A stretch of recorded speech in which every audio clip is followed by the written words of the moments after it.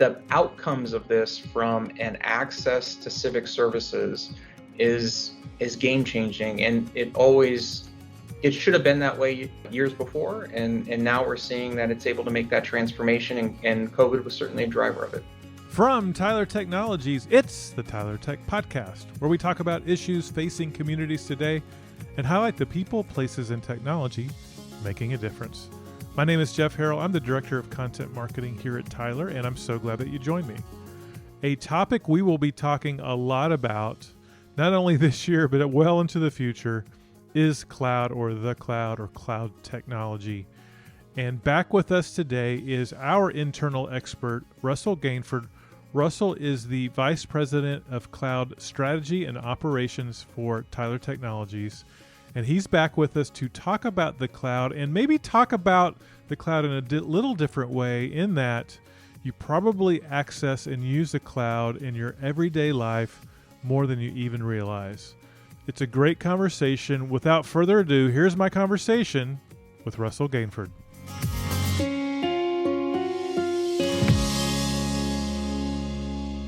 Well, Russell, welcome back to the Tyler Tech Podcast. Excited to have you back on again. Yeah, thanks for having me today, Jeff. Excited to be here.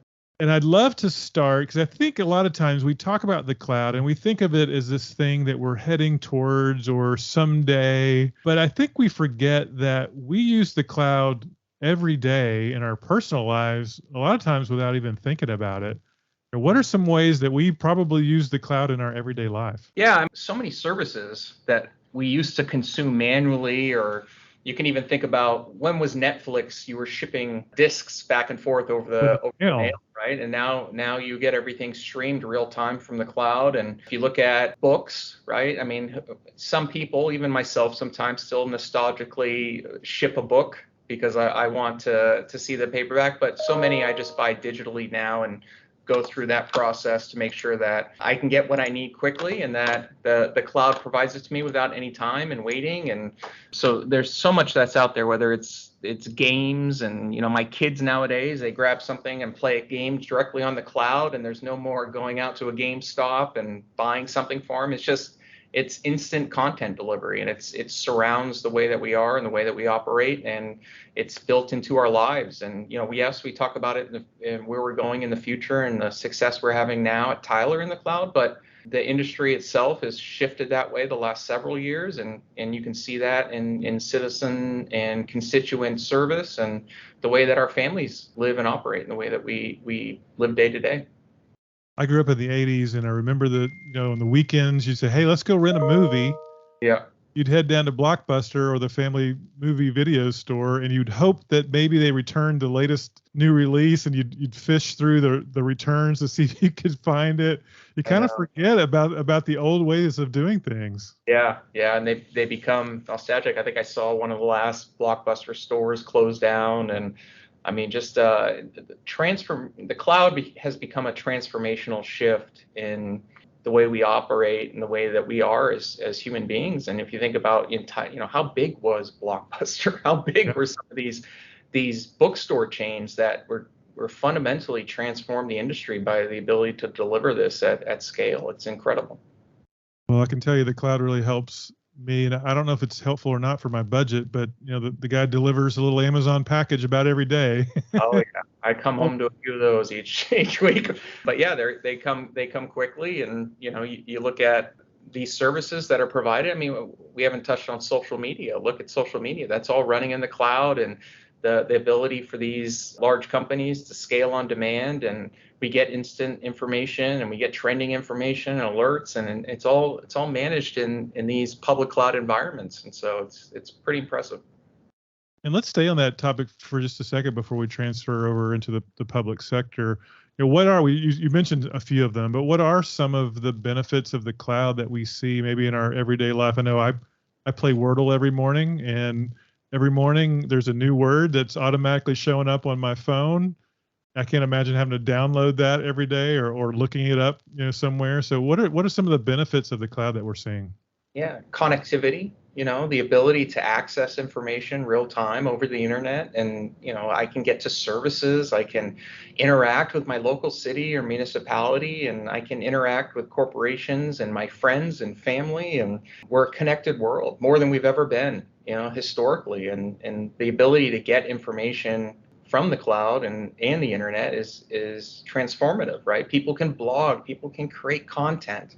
You're able to see news stories and stuff we never could before. The ability to learn online in the cloud, right? You can sign up for free MIT courses, and the access to education information is incredible, more than has ever existed as a human race. And the cloud and the internet are part of that. They're a big part of that. And so it's really ties people together. We can see what's going on. We can chime in on it, and we can be more educated about who we are as people and where we're going.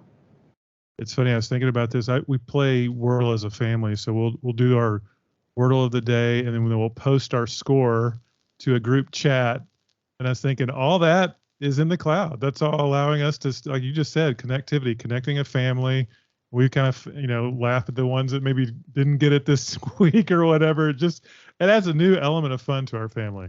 It does. Yeah. I have not played Wordle specifically, but I can say that I see a lot of people post the results. So I know that it's out there, and I know that people are sharing it on social media. And so that's a lot of fun. And I mean, in the cloud, I can't believe my kids can sit down and be on with 10 of their friends playing the same game at the same time, real time, all seeing the same information. That's unbelievable. And the cloud is powering artificial intelligence and the insights that we're getting. I mean, they have these new AI engines that can automatically write code and answer questions and interact with people more than we've ever been able to before. And that takes a lot of compute power. And they're running these things in the cloud, and we're able to see the benefits of them. So it's pretty incredible stuff. Really is. Well, let's transition now more into the cloud benefits for the public sector. And I know you're working with clients all the time. What are you seeing as clients are moving that direction?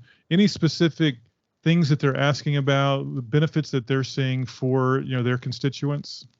So I think certainly moving into the cloud is providing a lot more citizen services that didn't exist before. And, the ability to interact, it's something that everybody expects now. And so being able to move content into the cloud, to be able to provide data analytics, to be able to provide citizen services is huge. And that was harder to maintain a level of service inside of these private data centers. I'd say another one that comes up quite a bit, it's not the flashiest topic, but it is a really important topic, is high availability and disaster recovery. So I can say that it is been expensive for customers to have a secondary failover data center. And even if they had it, had to be such a almost catastrophic type of event that they would switch over, because the cost and time to recover was high. And now when they're in the cloud, they have systems that are running between multiple data centers simultaneously, real time. And they can use either one. And if one goes down, immediately goes to the other. So it's providing their constituents and their staff a level of service they've never seen before. And they're getting it basically built into the cost of managing in a cloud environment.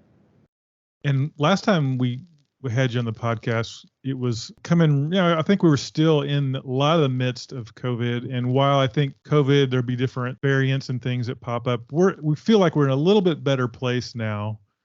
And I wonder, because I think a lot of people will say, well, it was COVID that accelerated the cloud. We weren't really headed that quickly towards it before. Is that true? And what are you seeing now that we have a little bit more breathing room around COVID itself?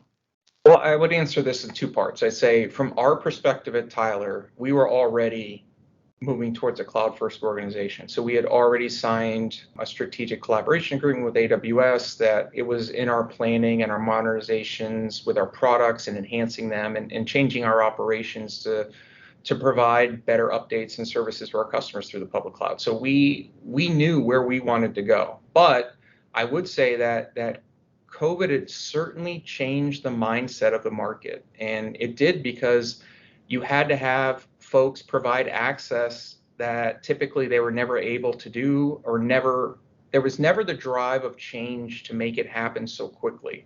So all of a sudden, people are working at home that work at a local municipality, and all of them need access to every tool that they have, which involves the security and the multi-factor authentication. And it's changed the way that products are now procured. It's changed the way and the expectations that citizens expect for service, whether it's in a court system and virtual court appearances and hearings and interaction with folks in the correction system that, typically in-person visits, you'd come down and now you have video conferencing options, and being able to real-time donate and real-time provide funds to somebody who's incarcerated. I mean, there's just a lot that changed with COVID in the market and the perception of what needs to be available for government employees as well as citizens 24/7. I served on a jury a few weeks ago, and usually when you get called, you don't necessarily get picked, but they said, "Hey, we're 2 years behind on our jury cases because of COVID." And I thought, well, first of all, you need virtual court to help you with some of these, but two, I mean, there's just some things that COVID caused that, if you had that virtual environment or you had that connectivity, could continue, progress could continue versus being stuck for 2 years. Yeah. And we had a municipality in Texas, you look at virtual courts, and COVID hit, they were way behind in their cases, and we were able to deploy that product from the cloud, have it up and running in a couple of days, and burned right through the backlog. Because now people, and not even COVID was the driver of that change, but that was always a fundamental problem with equal access to justice, because you have people that live in other municipalities that need to go through and defend themselves, that may live many, many miles away, or maybe they have children, maybe they have parents at home. And in all of those cases, they deserve the access to speak on their behalf. And sometimes getting there is difficult or impossible for them. So I think the outcomes of this from an access to civic services is game changing. And it should have been that way years before, and now we're seeing that it's able to make that transformation, and COVID was certainly a driver of it. And I think you brought up a good point, which is COVID changed the market. So while we might have been pushing it for the market to be ready and to be, because they're kind of now used to, before, what was Zoom? What people that weren't used to it, now they are, because they've had to kind of be forced into it. Now that the market's ready, we can actually deploy those services in probably a much quicker way.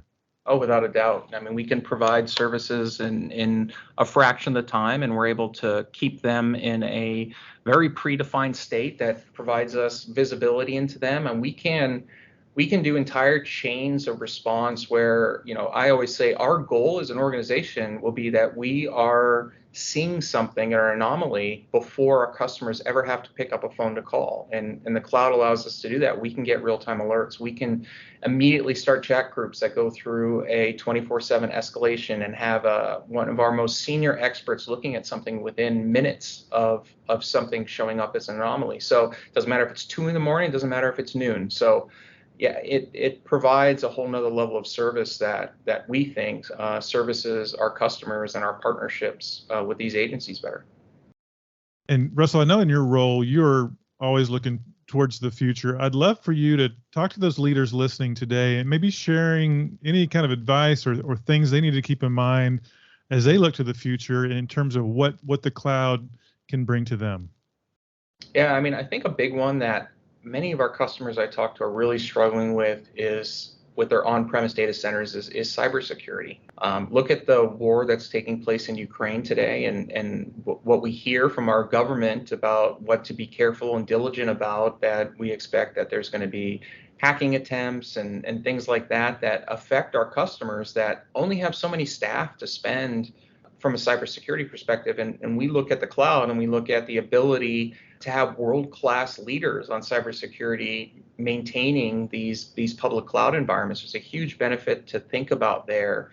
What is the cost and the risk of not going versus, the benefits that you get when you're in that type of secure and compliance environments? And you can read, and they're very open about, what what they do and how they manage these environments and all the standards they comply with, whether you're using the GovCloud environments or you're using a commercial environment. There's so much that's done to protect those environments for customers that wish to use them. So think about that. Think about the long-term implications, because we are seeing so many more alerts and so many more publications on cybersecurity threats, whether it's ransomware, whether it's exploitations or critical vulnerabilities seen in software products that are used.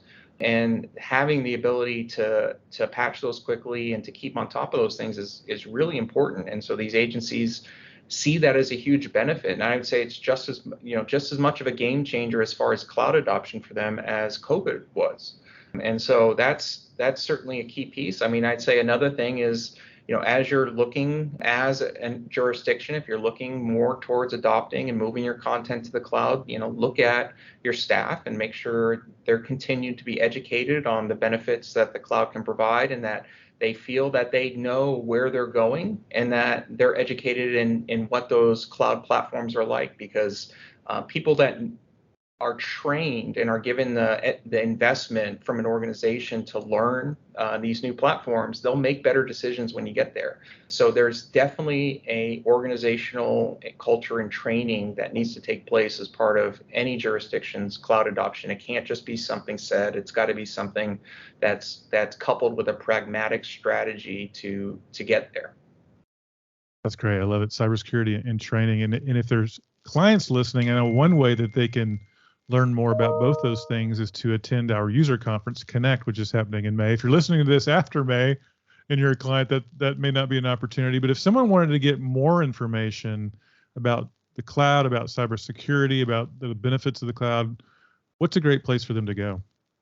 Well, the cloud and the internet. And there's so much information out there. I mean, we are spending a lot of time at Connect with our customers and talking about the benefits and our decisions and how it's going to improve their everyday lives and what we're doing to continually improve the service and software to go with that.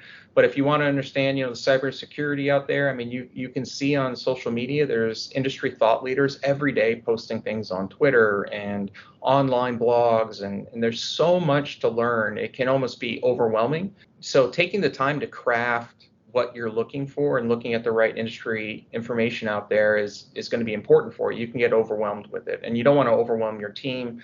And so there's also a lot of agencies out there, consulting agencies and organizations that are very adept at helping any of our customers get to the cloud. And we are certainly partners with our customers, and we're willing to sit with them and help them, guide them through that transition, both for our products and refer them to experts in the field that can help them with their data centers and their products. So there's a lot of options out there, and there's a lot of learning to be done. What a great answer. If you want to find out more about the cloud, go to the cloud. I love that. Well, Russell, if someone wanted to reach out to you directly, had a question, what's the best way for them to reach you? Yeah, so I can be reached by email, russell.gainford@tylertech.com. My LinkedIn profile, our Gainford, publicly accessible. Any way that can be reached there, or any team member at Tyler, I'm happy to talk with anyone at any point and be referred through our organization. So always love talking to customers and hearing their stories and how we can help as an organization. Well, Russell, I know this is a topic we'll be talking a lot about throughout the year. So thanks so much for joining us. I'm sure we'll have you back on soon. So just want to say a big thanks. Thanks for your insight, your wisdom, and for joining the podcast. No, thanks, Jeff. I always appreciate the opportunity and look forward to talking again soon. Well, we will definitely have Russell back on the podcast from time to time. I feel like he makes cloud and cloud technology so accessible and easy to understand. So really appreciate Russell and his point of view. Well, thanks again for listening to this podcast. We have new episodes dropping every other Monday on a variety of different topics around the public sector and around thought leadership. So please subscribe. Come back and listen to our next episode. We've got a lot of things planned for 2022 we're very excited about.